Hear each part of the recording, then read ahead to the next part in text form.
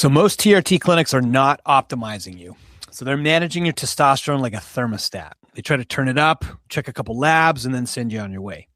And all the meanwhile, your cardiovascular risk climbs, your blood gets thicker, your insulin creeps up, and nobody says a damn thing because they're not even looking.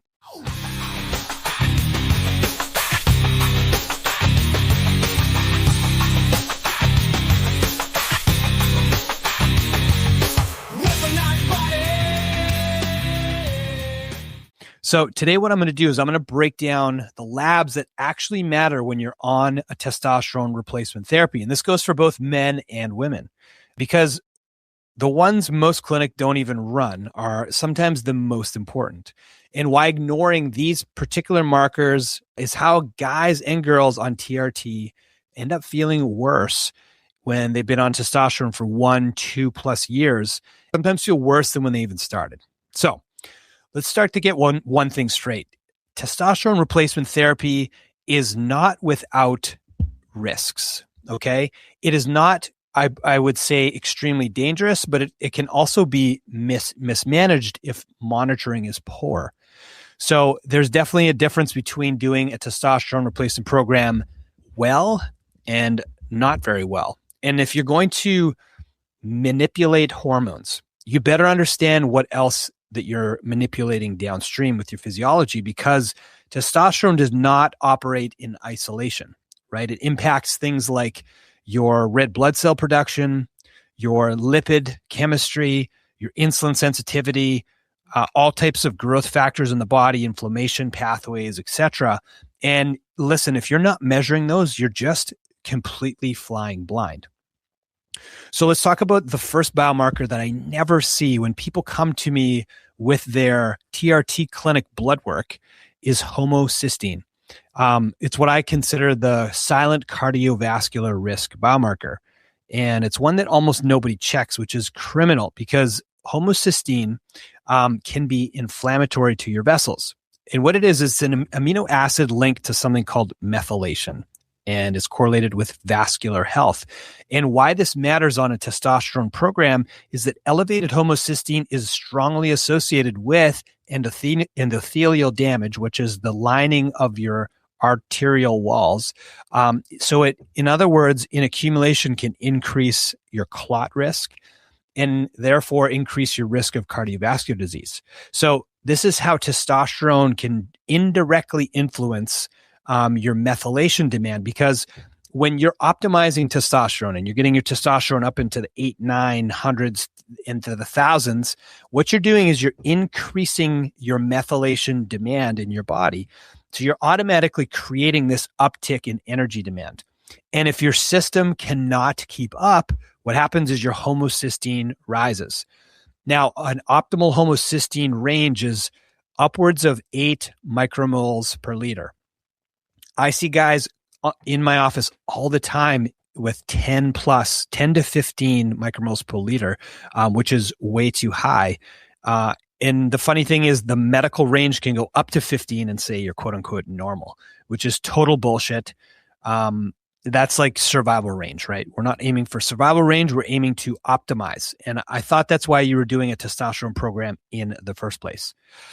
And what happens when homocysteine elevates, it can elevate for a variety of reasons.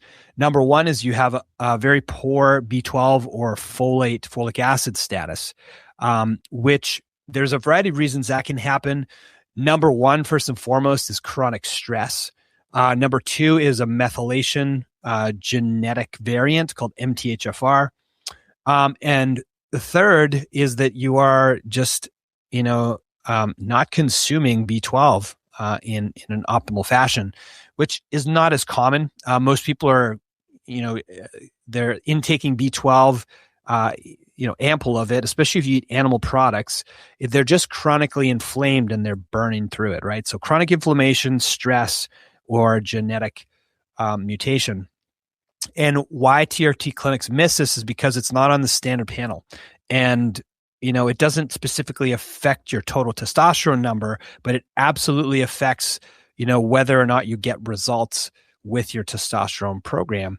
A lot of that you want to obviously feel good, and you won't be feeling good when your homocysteine stays chronically elevated and your arteries become inflamed.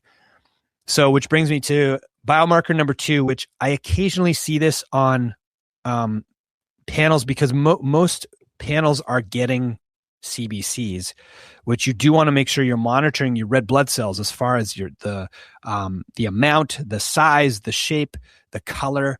Hematocrit is the main one you want to focus on, which is your red blood cell volume. But here's the thing: is it's very misunderstood in a lot of cases, and it's handled lazily.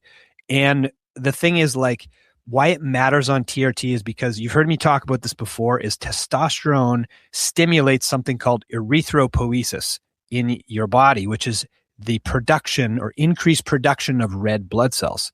So you inevitably will end up with more red blood cell production in most people. And it means that your blood will thicken.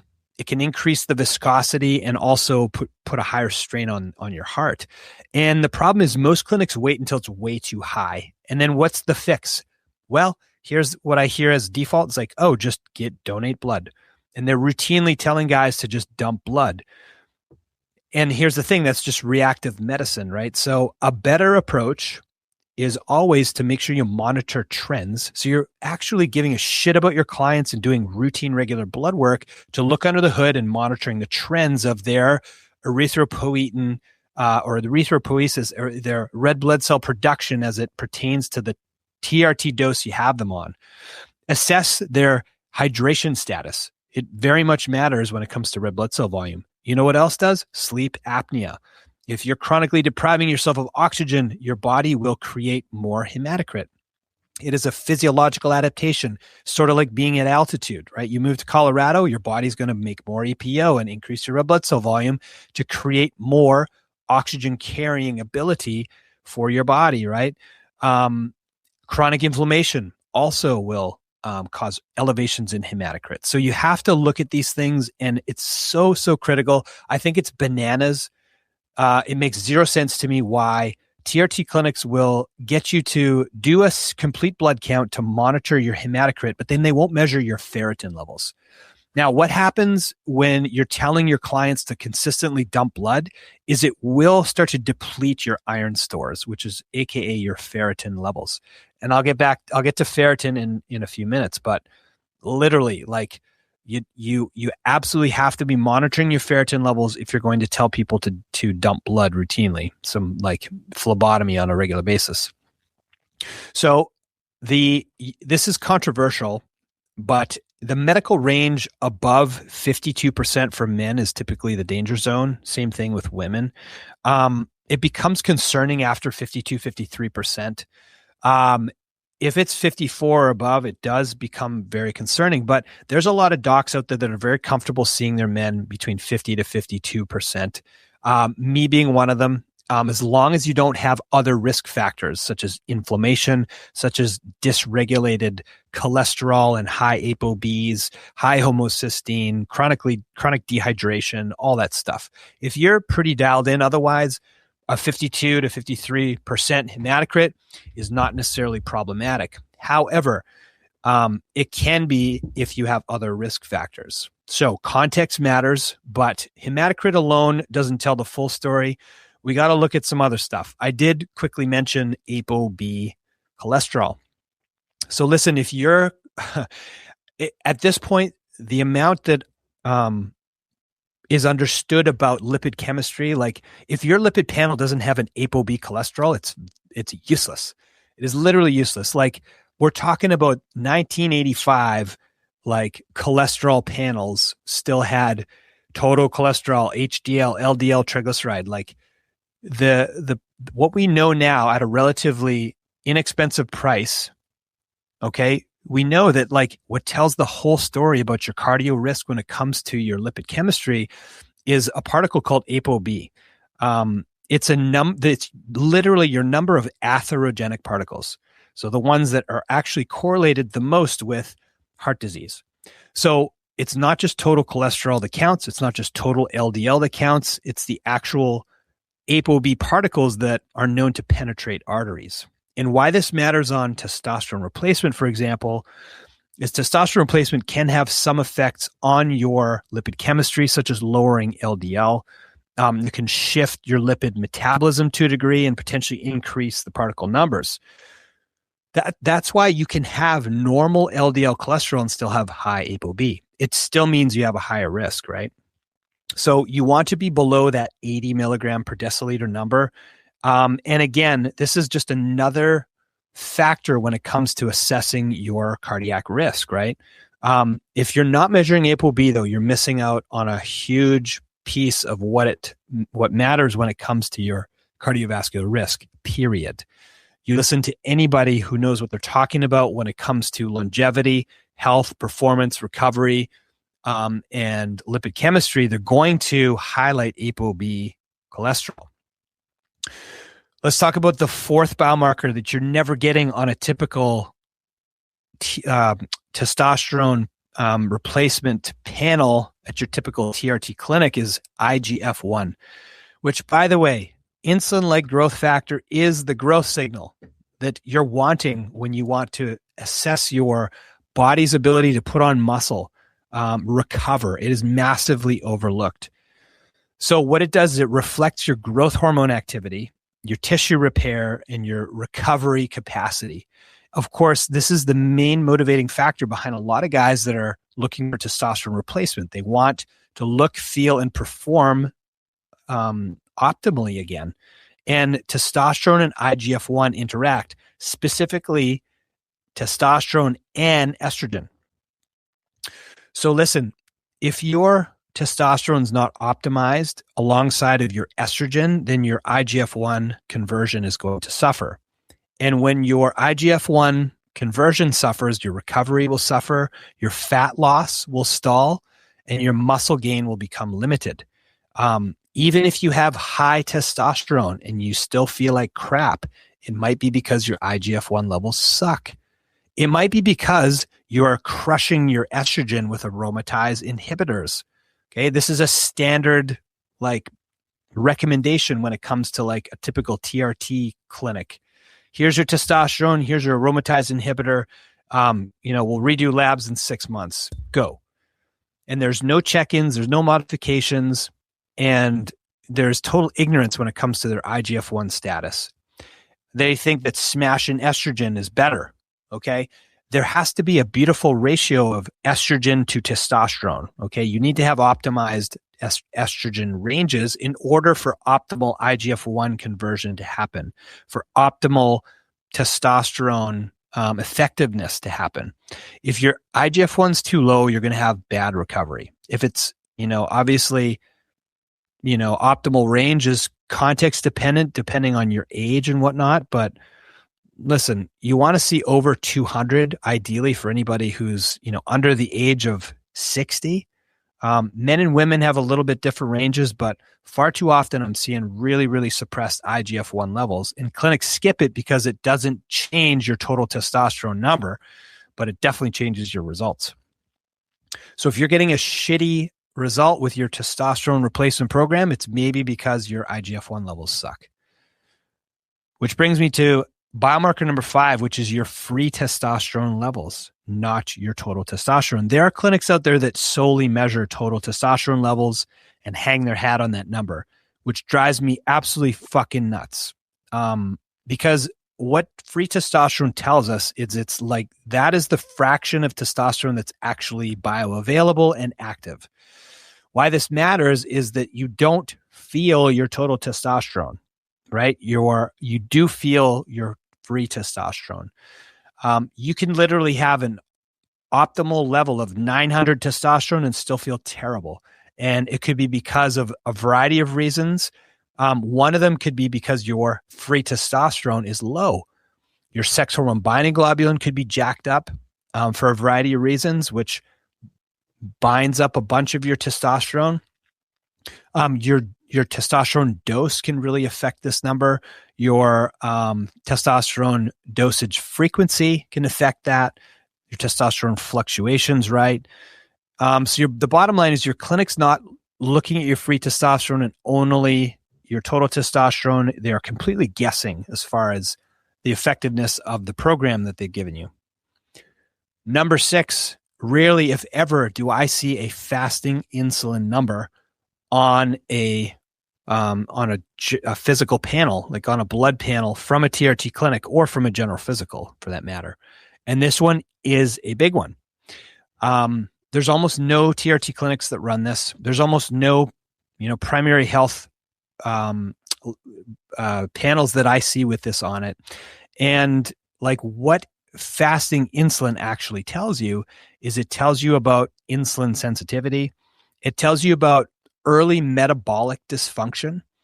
And of course, your fat storage signaling. Okay. And why this matters on TRT is like testosterone can improve insulin sensitivity, but if your lifestyle blows, it won't save you. And a lot of people are trying to hit the easy button with getting a testosterone prescription. You can have normal glucose levels, by the way, normal A1C, normal fasting blood sugar, and have elevated or dysfunctional fasting insulin. It means the dysfunction is already happening. If your range is anywhere below, like above 5 micro-IUs per ml, then there's already dysfunction happening, right? Some labs say like up to 25 micro-IUs per ml is normal, which is absolutely bananas. It should be single digit. It should be close to that number 5. And listen, we're not waiting for disease ranges, especially if you're not getting results with your testosterone program. Because like early insulin resistance, it drives fat gain, it drives cardiovascular disease, it drives inflammation, it drives all types of other hormone dysfunctions. Don't forget, there's a lot more hormones going on than just testosterone, right? There's thyroid. There is, by the way, insulin being a hormone, right? Thyroid hormone, progesterone, estrogen, DHEA. You have all types of hormones in the body that are critical, and insulin itself affects all of these, right? And this is one of the early signals that if you can catch this, you can absolutely reverse this with, lifestyle mitigations. Obviously, the things that improve insulin resistance are things like cardiovascular exercise, lifting weights, eating a protein-based whole food diet, sleeping properly, and minimizing your stress. I've never said that before. But if you've been listening to me, then obviously you're on that stuff. Now let's talk about ferritin. Never do I see this for some odd reason. This is a really, really critical biomarker. And it's where most clinics completely screw up that hematocrit management when they're saying, hey, just get routine phlebotomy done. Your ferritin stores get absolutely smashed over time if you routinely dump blood. You get into this TRT hole, it's called. You can get into a real paradoxical situation when you're injecting testosterone and you're creating this erythropoiesis, which is the increased production of red blood cells, and you're dumping blood and smashing your ferritin. And all of a sudden, your ferritin gets so low that you create an iron deficiency anemia. Meanwhile, your hematocrit's still elevating every time you check on it because of your dosage, because of your frequency, because of you're dehydrated. Could be a variety of reasons. Now you're screwed. Now you have low ferritin and you've created an anemia situation. The only way out of it, because you have high hematocrit, is you dump blood. And that doesn't work over time. There is a way more intelligent way to manage that type of program. Because if you're just chronically lowering iron and ferritin's low, it can create, early symptoms that indicate iron deficiency anemia, such as fatigue, poor oxygen delivery to your tissues, reduced performance, of course. You can start losing your hair. And like I said, you start chasing your tail because you're getting, this recommendation to donate blood because your hematocrit's high, but your ferritin's low, and you feel horrible because of it. And you keep repeating the cycle. You want to be around that 100 nanograms per ml. Anybody under 70 nanograms per ml, it is a very bad idea to go dump a whole pint of blood. If you're someone who can afford to lose some iron, if your ferritin levels are over 150 to 200, by all means. But listen, too low is just as bad as too high. So this is where real intelligent management is important, right? Doing routine labs, obviously making sure we're making intelligent modifications to your program, right? Such as like Testosterone, there's all kinds of things you could do. The testosterone derivative, or the ester, the testosterone delivery method, whether it's like troche, injection, cream, gel, or maybe it's the injection strategy, whether it's subcutaneous, intramuscular, or maybe it's the dosage frequency, right? How many times a week are you injecting, and how are you splitting up the dose? I see the biggest mismanagement when it comes to this, like my testosterone is creating all kinds of estrogen problems. It's causing all kinds of hematocrit problems. Inevitably, a lot of these people are on these like high dosages, once or twice a week injections, which is bananas, because the natural way your body produces testosterone is pulsatile. Okay. Higher in the morning, lower in the evening, and you ride this nice smooth wave of testosterone. Okay. Not this like, I send my testosterone sky high once a week, and then I wait for it to crash into a pit before I re-inject and go through this all over again. You can see how that can create some fallout or collateral physiological problems. So anyway, that's my rant on, I think I went over like 7 biomarkers there that most TRT clinics are not measuring. By the way, most like routine physicals don't measure either. And I want to simplify this message to you that, like, if your TRT clinic's only checking like your total T, your estradiol, and your maybe your CBC, and maybe your liver enzymes, for example, they're just managing numbers, not looking at your health as a whole. Because like testosterone replacement therapy is not magic. It should be something that is there to amplify what's already going on in your body and giving you optimal results. It is not an easy button for you to fix poor lifestyle choices, because you know what? Testosterone replacement will just end up exposing that. Okay. Particularly if your monitoring sucks, you're going to end up with problems. This is the difference between, like I like to tell my clients, like feeling unstoppable or like feeling like you just wasted your time and money on something that, you blame on the actual testosterone or the clinician versus like your own bad behavior, which I would generally not even put someone on testosterone if I knew that they weren't, in a good situation for that. It's just about awareness and data and willing to look deeper with people. So like, here's the deal. If you want to work with somebody who is putting an intelligent program, first of all, find out if you're actually a true candidate for a testosterone replacement, number one. Number two, actually give you a program that is setting you up for success and giving you intelligent monitoring, making sure that we're looking at your physiological data as it pertains to the person as a whole. And we're not looking for these like cheap little panels to make sure, that a couple of numbers are looking okay, right? That's not managing a hormone program correctly. And then, of course, making sure that it's something that you are going to be able to sustain for a lifetime, because our goal isn't just like look, feel, and perform good in the moment. The goal is to be able to create look, feel, and performance for a lifetime. That is the goal. We're not looking to like, I just want to be jacked and juicy in my 40s and just let it all fucking hang out in my 50s and 60s and just deal with the consequences of like my bad behavior. Like, no, that is not intelligent. I don't advise that for anybody. If that's your jam, you do you. That's not what Weaponized Wellness offers. If you're looking for a clinician and a company that actually does this the right way, Weaponized Wellness is for you. We're not the cheapest. We are definitely, not going to be running minimal panels and giving you a set it, forget it, cookie cutter program. We're in this for people and actually getting people the results that actually help them with their true performance, health, and recovery, and help them become better parents, spouses,